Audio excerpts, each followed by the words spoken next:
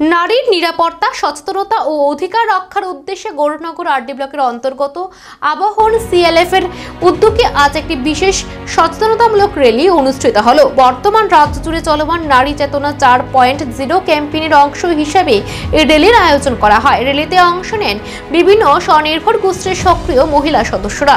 হাতে play card, banner ও সচেতনতা বার্তা নিয়ে তারা সমাজের সর্বস্তরের নারীর প্রতি অত্যাচার, হয়রানি ও শিশু নির্যাতনের বিরুদ্ধে প্রতিবাদ জানান। নমস্কার। আজকে গৌরনগর আরডি ব্লকের অন্তর্গত আবাহন সিএলএফ এর উদ্যোগে আমরা প্রত্যেক নারীকে নিয়ে একটা র্যালি করেছি। নেই চেতনা, আমাদের যে সারা ভারতবর্ষে নেই চেতনার 4.0 যে ক্যাম্পিং চলছে, তো সেই ক্যাম্পিংকে সামনে রেখে আজকে আমরাও আমাদের আবাহন সিএলএফ এর পক্ষ থেকে আমরা র্যালি করেছি। সমাজে আমরা প্রায় দেখতে পাচ্ছি যে শিশু নির্যাতন, নারী নির্যাতন এসবই প্রায়ই ঘটছে।